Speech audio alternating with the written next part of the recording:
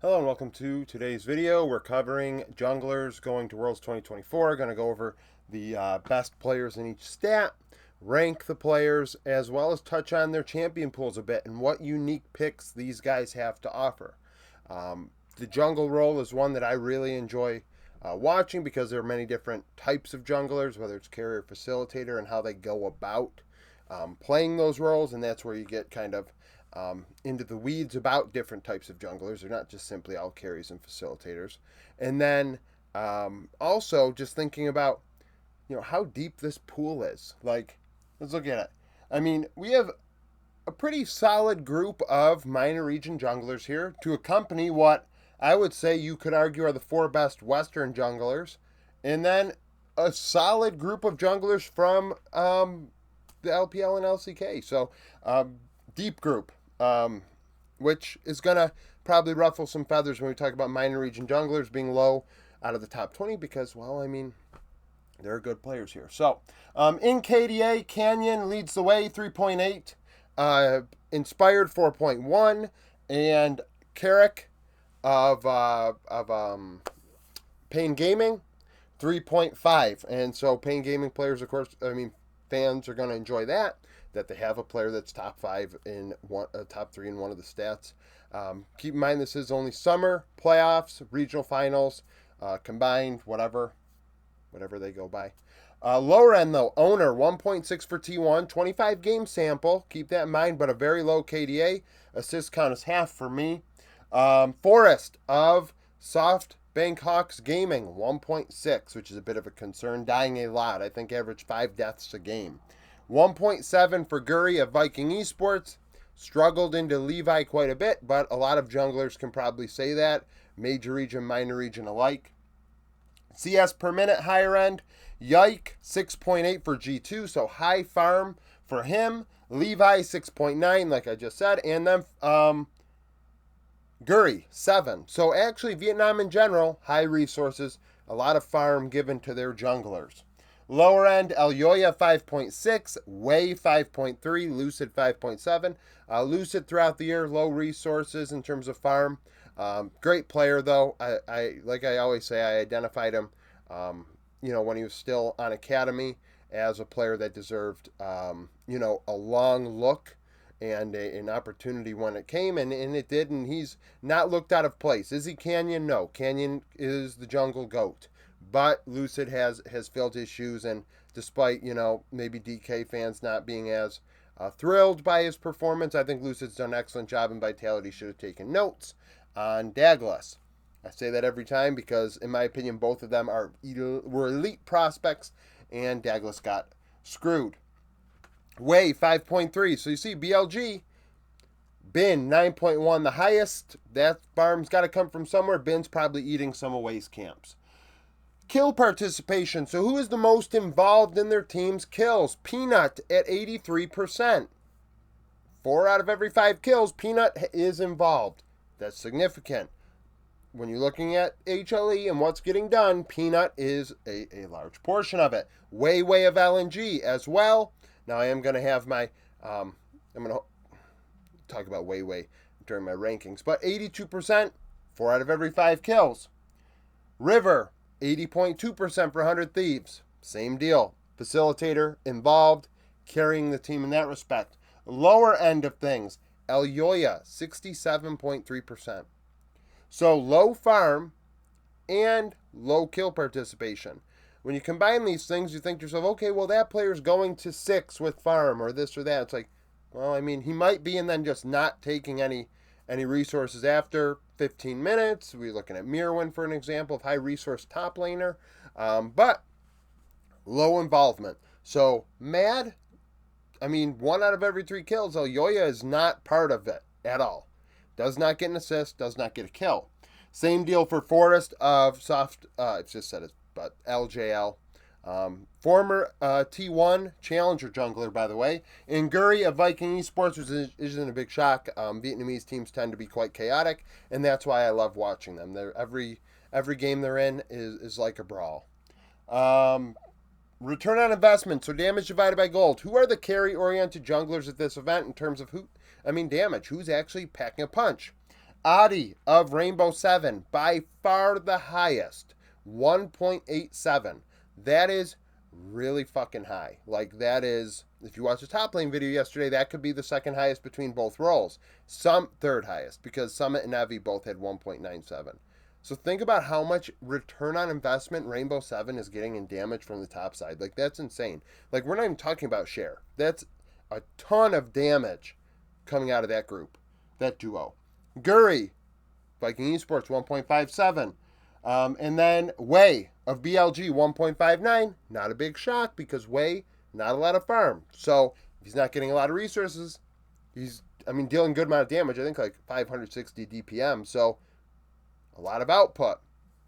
Lower end. So 3 players that actually have, well, it's not for Peanut, but in the case of Elyoya Inspired, actually less than half of the damage output relative to gold that Adi has. Kind of crazy, right? That's how much less damage they're dealing. Peanut, 0.97 damage per gold. Inspired and Elyoya, 0.9 and 0.92. So not a lot of damage coming out of those guys playing Ivern, Maokai, in more of a tankier facilitator mindset. Sejuani, Vi, things like that just are not dealing any damage. And we're seeing the meta shift because the meta has been heavy carry junglers for months now.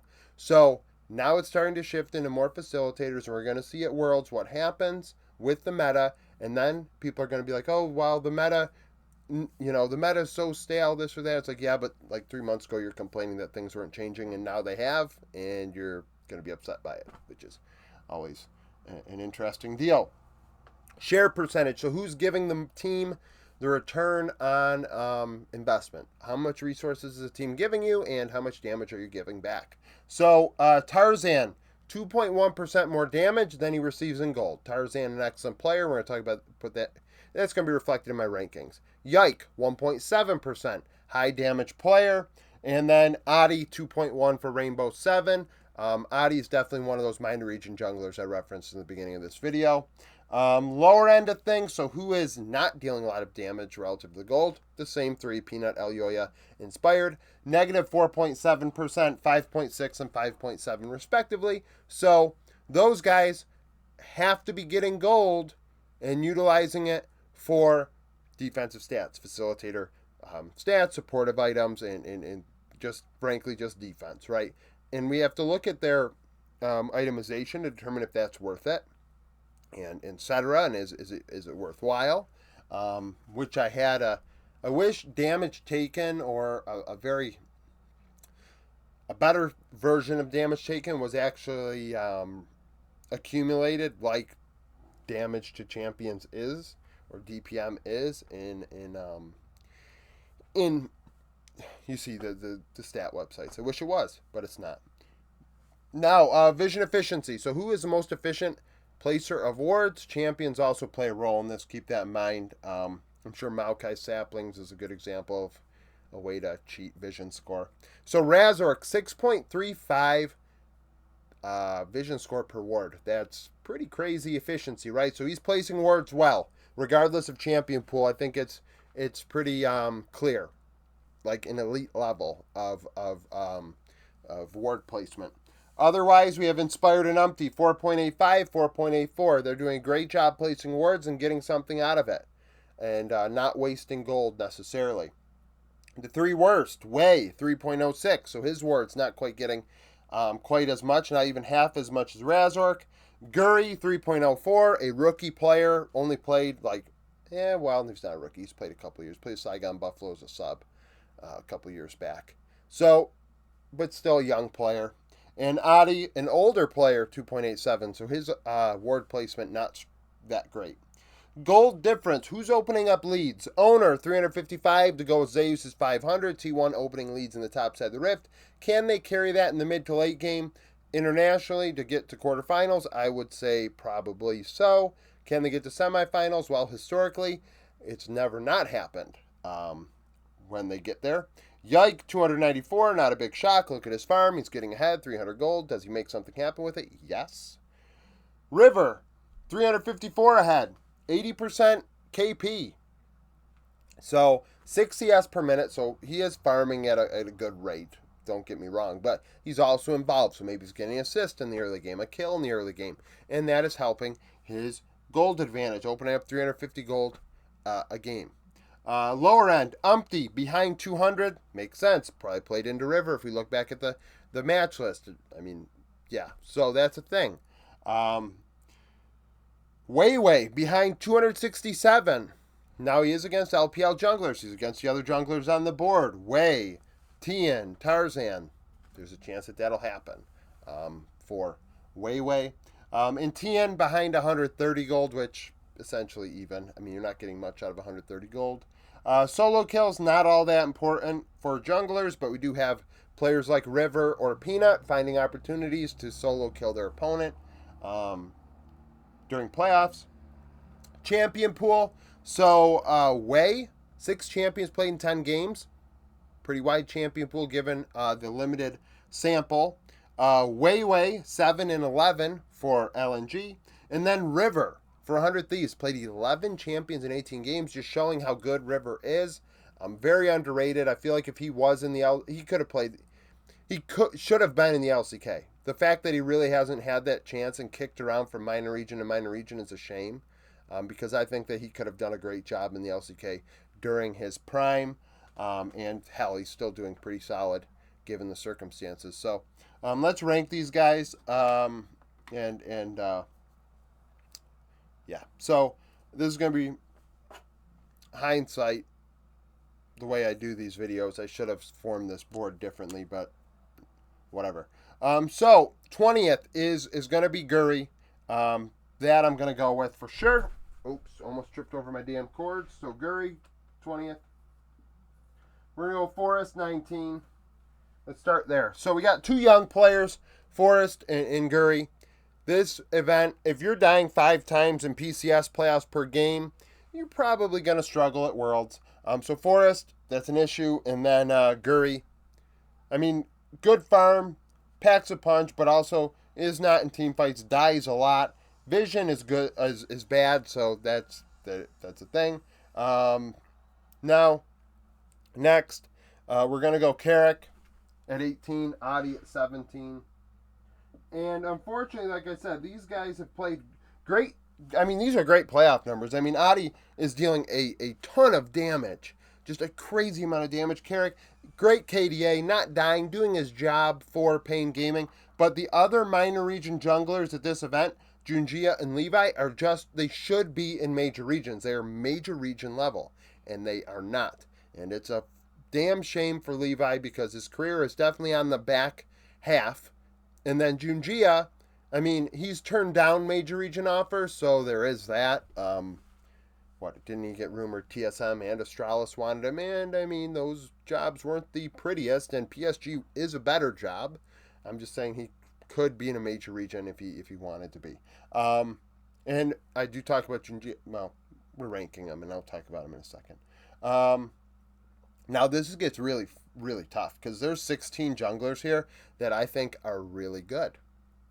Really, really good. And like, I have my biases, and it's like, oh well, I mean, personally, I could put Way at 16th and probably try and make a case for it. And it would be outrageous because his level of competition he plays against is just so good that it wouldn't be fair to him. But like personally, it is one of those things.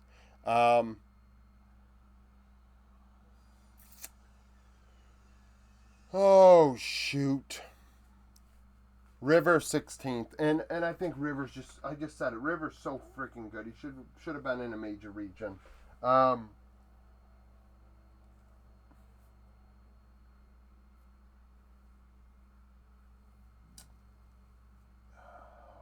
shoot. Elyoya 15th. That hurts to put Elyoya 15th. It actually hurts. And I've definitely had my disagreements with Mad Lions, Koi fans since December. But that hurts because I think Elyoya is so good. But this group is so good. And I'm not going to take Lucid and put him down there. Like, I think you can make a case for it, but I'm just not gonna do it. I'm a big Lucid guy. Um, Umpty 15th, which I mean there are a lot of 14th TL faithful not gonna like that, but I'm like I always say, I'm still trying to get past those Breon days, and it's unfair to him. Great vision numbers, but is behind. He's a facilitator, pure facilitator. I do not see him as a carry. People are like, oh, he carried the team as carried him as a facilitator. Okay, he's a facilitator nonetheless. Not to diminish him, but that is what he is.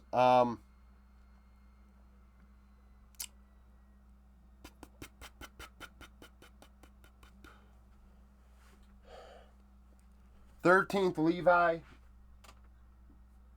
Strong carry. Could certainly outplay junglers above him on any given Sunday. I think he could beat quite the next few junglers on the board that I end up ranking. But it is what it is. We're gonna go 12th Weiwei. So Weiwei's gonna be here, similar to what I did to Breathe yesterday, I guess. And maybe it's because I do think Breathe and Weiwei are limited. Unfortunately, part of me, it's the LNG signing Yagao crap that's happening. That's also probably affecting that. I think that is the fact that you're able to just pick up a player that's on another team that didn't make Worlds just on a whim as a loan is completely ridiculous. And then someone's like, well, you weren't allowed to pick a top 6 player, so you couldn't pick rookie or Shanks. What kind of not only are we breaking what I think is in the rules, but also we are making a stipulation on who you can choose. Like, you have to choose Yagao. And it's like, oh, well, what? Why? And why didn't they just sign Doinby? Now,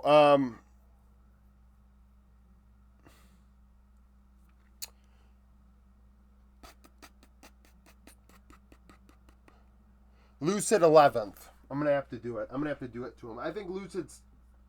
I'm really excited. I'm so happy that Lucid got to this event because that player is... This is going to be so great for his development. Such a big deal for his development. He's got so much potential. Now, you got these 3 Western junglers left, and I said we had maybe 4 of the best, and it's quite possible. And it becomes a thing where, I think Junjia is better than them. So, I got to figure out how I want to do this. I think you can make the case. So, we're going to do Inspired 11th. Razor 10th, Yike 9th. Given how Yike and Razork statistically, based on my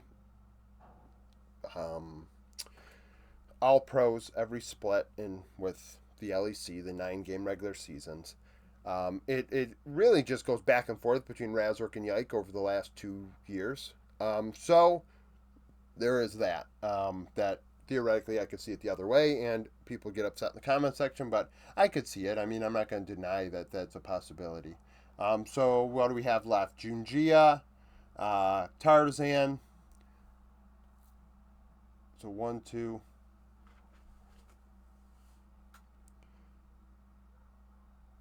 3, 4, 5, 6, 7. Did I skip an? Oh yeah, I did. I have 2 11s here. Inspired's supposed to be 10. Razork 9, Yike 8th. Junjia 7th. I think Junjia is the reason EDG got to Worlds in 2022. They didn't win, of course, but he's the reason why when JJ was out of the lineup, Junjia showed why he is as good as he is. Junjia is an excellent player that is just playing for PSG, and you know what? Like I said, PSG, that job is an elite job because that team is so freaking good. So, I mean, he's not in a major region, but he might as well be. Like, PSG could go to quarters at this event, and I don't think anyone would be shocked if they pay attention. Now you got the top 6. So, this is where... Do I go... Okay, we're going to go TN6. Very good player domestically, 76%. I mean, very involved for top esports, 3 out of every 4 kills. Very good farm numbers. Slightly behind at 15 minutes, which it is what it is. Slightly behind. Vision isn't the greatest, but Tien is, hell, we're splitting hairs here. He's sixth. For me, Owner is fifth. Dying a lot. Don't get me wrong. He dies a lot. Way more than he should. But did just win Worlds, and I shouldn't factor that in at all. But Owner, I think, is a really, really talented player mechanically. Faker mind controls him, and he's ahead 350 gold in 15 minutes, so that's good for him. Now, the last four. Peanut is fourth. Playing great facilitator, League of Legends. The resources after 15 minutes is why he's fourth. If he had a resource output like Wei, things would be different. Well, input, I guess. So, how many resources he's taking in. If he was like Wei, it'd be a different story, but he's not. He's taking on a larger amount of resources. And in part, in my opinion, I wonder what HLE could do if their resources were better. Given up after 15 minutes. But either way, Peanut fourth, making things happen, elite player. Wei is third, doing a lot with not much. The BLG hype train, people will be like, Wei should be first, Wei should be second. I feel bad for Shun because Shun is so talented, and he's just been replaced by Wei, who toiled with RNG for the last couple splits, and it is what it is. Wei has a chance to win Worlds, which would be nice for him. It is what it is. Wei is world class. He's excellent. He's an MSI champion. He belongs here. Tarzan is 2, and that's where people are, Tarzan's a choker internationally, and this and that, and I don't hide. I've never hid my thoughts on Tarzan, that I think he's a third best jungler in the world outright. You got Canyon Kanavi, vice versa. Let's just do this now. Canyon 1. Pretty much regardless of any numbers Canyon's going to put up, I'm going to say, you know what? He's the best jungler in the world still, though, because that one patch, I'm going to ignore it because he's Canyon. The way he plays is just outstanding. His champion pool is excellent. Not a wide champion pool used with Gen G because, frankly, they don't need him to do all that much now. Gen G are the way they are. Canyon, great KDA, involved. Decent CS numbers, doing his job at a high level, always has. Shot calling is definitely his Achilles heels. We see D plus Kia still are just like putting an ankle weight on themselves at support in an attempt to get decent shot calling, and the macro still sucks. So maybe it wasn't Canyon. And now Tarzan can play the facilitator and carry roles in an elite level. Facilitator more so than carry, but still, Tarzan, the guy should have been employed all year. He wasn't employed because people misinterpreted what happened at Worlds. Not paying attention and looking deeper at what was occurring in that series. And then unfortunately Tarzan gets scapegoated by LNG. LNG still get back here, great, but you see what he did with Weibo and how great he brought Weibo, how great of a job he did bringing Weibo from where they were to where they ended up. He's super, really good. 72% involvement, decent CS. KDA is meh, but he's given the team back quite a lot of damage, over 20%. Not a great champion pool, only 8 champions played in 28 games, but he can play both aspects. Alongside Xiaohu more of a facilitator that does free up Tarzan to be a secondary carry on this team behind Light, but whether he does or doesn't remains to be seen in this meta at Worlds. If you want to see the 14-17, 14-18 videos, those are on my channel from a couple weeks ago, where we go over which teams are benefiting the most from those patches. Because there are some teams that simply don't play those champions, or players that simply don't play those champions, but others that do, that may have been buffed or nerfed, and that's a difference, in my opinion, in what may happen at Worlds. Yeah, that's the ranking part. Now onto the champion pools.